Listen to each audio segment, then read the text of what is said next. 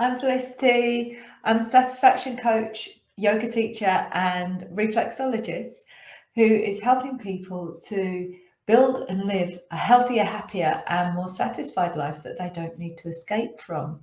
And I hope you're all well. Welcome to the Sunday Slowdown, or the satisfaction session. Sorry, I'm going back to my old ways. This is now called the satisfaction session. And it's always good to hear if anyone's watching on live. I'd like to know what you're up to and how your week's been. So just bob anything in the chat. You might need to give Restream permission for me to see that you have posted. So if you can do that, that'd be great. Please excuse my cat running around in the background chasing a fly. Otherwise, how are you doing? How has your week been? I've had a fairly good week. Feels like it's just been ticking along pretty nicely this week. I've obviously been talking a lot about the flocation that I've got coming up in a week's time. So please come sign up to the flocation. Bit of a weird word. I didn't want to call it a challenge because it shouldn't be a challenge. This is going to be nice stuff. It's going to be your opportunity to do some really nice stuff for yourself. So I'm going to go live in my Facebook group for on 3 evenings, Monday, Tuesday, Wednesday, just at 8 o'clock each evening. And I'm going to talk to you about, I'm going to teach you a little bit about finding your flow. So I'm going to talk about gratitude, savoring, and getting in a flow state as well. So I'll be teaching you all about that. Get in my emails. You need to sign up if you want to be a part of this. So let me put the link to that in for you. And this week, I was going to talk about gratitude because I blogged about it this week. And that's not normally what I do. I blog about something on a Monday, goes out on all the social channels, normally on a Tuesday. And then I talk about it on a Sunday. But this week, I kind of realized that I'd completely overseen that it was Mental Health Awareness Week this week. And the theme for Mental Health Awareness Week has been loneliness. So I thought instead of talking about gratitude, because I'm going to talk about that in the flocation anyway, I'll talk about loneliness and my perception of loneliness. And my experience of it, I guess, as well, because we all do experience it. And I'm a person who lives on their own. I've lived on my own for 5.5 years now. So understandably, I have quite a perception of loneliness. I'm less lonely now I've got the cat.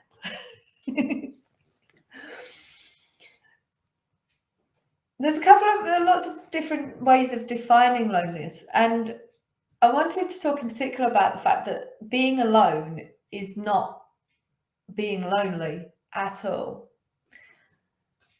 Age UK has there's a couple of definitions here that I do really like. So Age UK says how loneliness can be understood as an individual's personal, subjective sense of lacking desired affection, closeness, and social interaction with others. So that sense that your needs are not being met. And that's very much what Mind's definition goes along with. So on their website, they say that one common description of loneliness is the feeling we get when our need for rewarding social contact and relationships is not met. So I think that they've got some really key words in there that we're looking for: rewarding social contact. So not social contact that doesn't fulfill us. And it's about our needs being met. So everyone's needs are very different. So it's, like I say, it's not to do with whether you're around people or not. You can be very lonely in a crowd. And you can be very content when you're alone. And I would love to hear your opinions on this as well, whether you're live or on replay. Please tell me what your opinion is on some of this as well. So I'm an introvert. This is based on the definition of an introvert getting their energy from being alone, whereas extroverts will quite often get their energy from being around people. It seems, I think, I don't know if this is a new definition, but it seems to be a definition that people are going by quite a lot at the moment. So when I'm around people, I get drained. I like being around people. I do like people. I don't dislike people. But it sucks my energy out. And I need to be on my own to try and recoup some of that energy. And I know plenty of people who are the opposite. When they're on their own, they start to go down, down, down, down, down. When they're in amongst people, it's like they draw their energy from other people. Now, for me, that idea of feeling lonely within a crowd is very much about my own personal experience of it has been, it's almost like you feel out of place in that crowd. And quite often I'll get this especially towards the end of an evening or night, perhaps a day when I've been amongst people. So it's when my energy is quite low. And I'll quite happily just start to disappear into the background, you know. I'll just kind of watch, really. And there's almost this sense of disappearing, becoming invisible. So it's not feeling out of place in a way that you feel that, oh, I feel like the strange person and everyone's looking at me.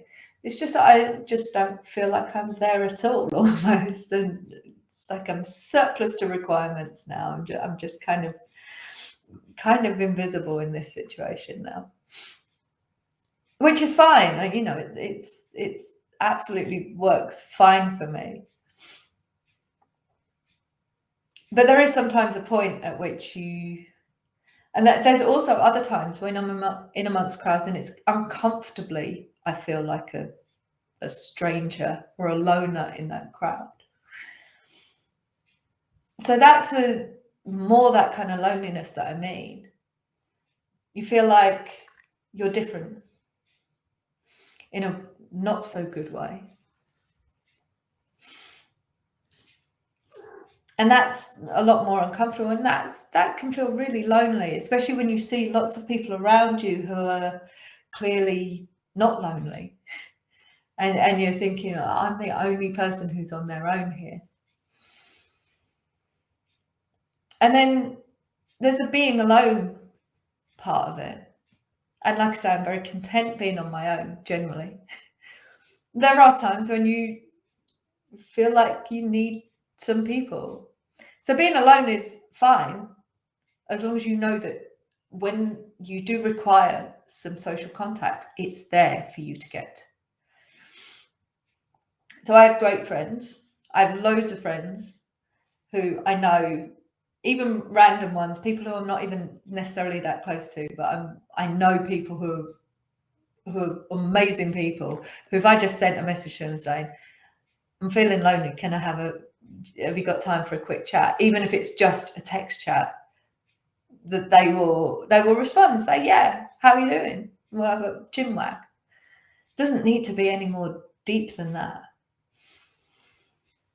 But that feeling of when you're on your own and generally you're content, and then all of a sudden that loneliness does come at you. It kind of like overcomes you like a huge wave, like a tsunami. And then you feel invisible in a really bad way. Invisible in a way that makes you feel, well, if I never emerged from here, would anyone really notice? And that's when people can get really, really depressed and down with their loneliness. Because that feeling that, well, I'm here on my own and no one else is here and no one cares. That's essentially what it is. It's that sense that no one cares. So it's all very well knowing that there's someone I can reach out to if I need to, but actually what you need when you're lonely is someone to come to you, which is why things like Mental Health Awareness Week and why talking about loneliness is so important. Because if you can go out there and you can reach out to one of your friends and just check in with them, especially if it's someone you know who lives alone, just check in with them, just say, how you doing today? Believe me, it means a lot. Even if that person, and this is kind of preventative as well. You know, maybe that person's not feeling lonely today. That's a good thing. But your effort is not wasted in that circumstance. If you reach out to someone and they're like, actually, I'm doing really well today, I'm having a great day, then do you know what though? They will remember a couple of days later when possibly they're not having such a good day, but they'll remember that someone actually did still acknowledge them. I think it's that acknowledgement as much as anything. So this might sound a bit needy, but it's about need. And it is a need. We have a need to be noticed. And I think maybe that's what loneliness is. It's that lack of being noticed, that lack of being acknowledged. Not noticed in an attention-seeking way, not in a, being the life and soul of the party kind of way. Just being acknowledged that your existence means something to someone else. And I was thinking, we always talk about how humans are social creatures, which we are. Loads and loads of evidence that shows that. But I wonder if we've kind of gone a little bit off kilter in the way that we balance our being sociable and our being alone. And everyone needs both, right? Even if you're incredibly extroverted, even if you gain all this energy from people, from being around people, at some point you need to release that energy. You can't just keep on absorbing more and more energy. At some point you need the downtime, you need the quiet alone time. So for that, some of that energy to start to seep out of you. And it's the same with being alone, I could, I guess, go and be a monk in a cave for some time. But at some point, that build-up of everything needs an outlet. My outlet is being around people. Quite often, my outlet is teaching people. So humans are social creatures. We do need to be among people, but we need to have some of our own personal space as well. And yeah, I was thinking about whether we've kind of got things a little bit the wrong way around here, partly through necessity. And I'm not necessarily saying that this is all wrong, but we function better. We are more productive as a society if we work together in groups, yeah? But we've kind of created, or in a roundabout way, a society where we work alone, then we socialize together in groups. And I like working on my own. I work on my own most of the time. I have a day job. I work from home for that. I'm beavering away on my business on my own most of the time, apart from when I'm teaching and training or networking. So a lot of my work is solitary. But actually, should my work be more among people? And then actually my social time, which in my head, I quite often think all my social time is amongst people, but it's not necessarily. There's a lot of downtime I spend on my own. But we always think of, we think of social time as being sociable, yeah? Maybe I think more pleasure and leisure time. Do we need to flip it a little bit? or just balance it. So we're getting equal amounts of solitude and society in our work and in our leisure. I don't know, I'm musing on this. I'm just thinking. I'd love to. This is where I'm just thinking vague stuff. And I love to hear some other people's opinions on it. Just helps me formulate my philosophies when I hear other people's opinions. So this is why I really love coaching in groups, both as a customer and as a provider. I don't do any one-to-one coaching, really. Although I do offer one-to-one yoga lessons, but I actually prefer doing it in a group. Even if you're online, even if you're teaching yoga to people online, and they're generally, some people have cameras off, and generally people don't chat that much. They don't generally, a yoga class is not necessarily a social experience, but just being in a virtual room with people feels totally different to doing it on your own or just being with a single person. So that's why I want to get this flocation going and get lots of people involved in the flocation. And that's why I do my memberships and my group coaching all in groups, because we can then bounce off each other. We can support each other. We can fill in other people's strengths. I came up with something this week that we've been talking in the Satisfaction Revolution classes. I've got a few taster classes going on over the next couple of weeks. And we're talking about strengths this week. And I said how you can't be good at everything, because that's what society is there for. Everyone needs to play to their own strengths. And then other people can be there to support you in the things that you're not so good at.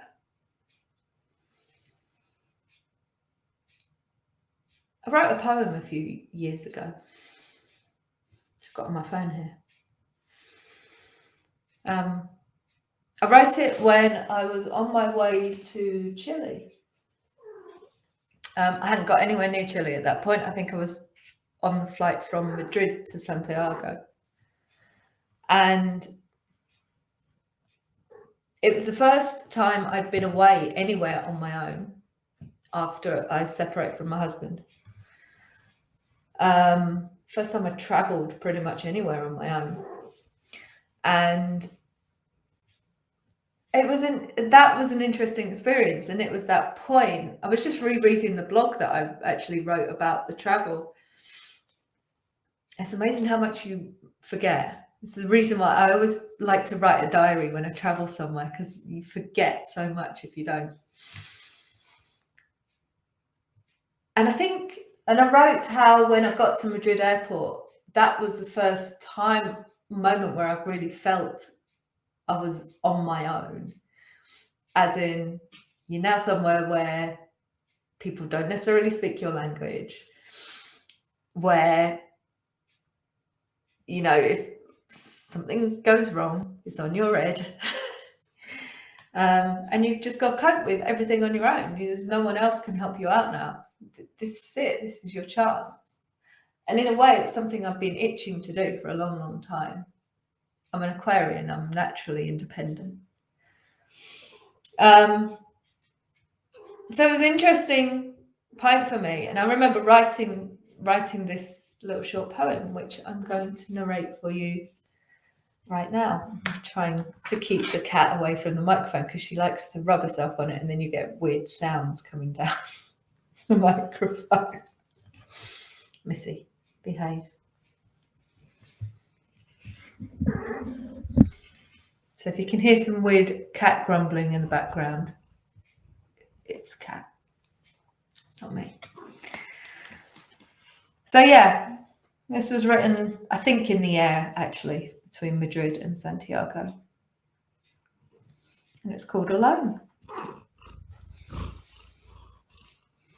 Alone, not lonely. static in the center, as the noise and the movement whirls around, and the gin swirls around in my glass and in my head. A strange sensation. No one dependent. No one to depend on. Truly independent. Surrounded by groups and couples and chatter and busyness. But here in the center, just me. Quiet. Alone. But not lonely.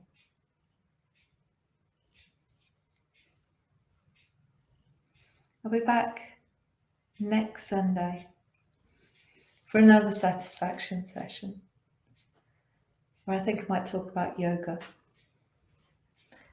Have a wonderful week. Hopefully I'll see you in the flocation. I'll see you next week.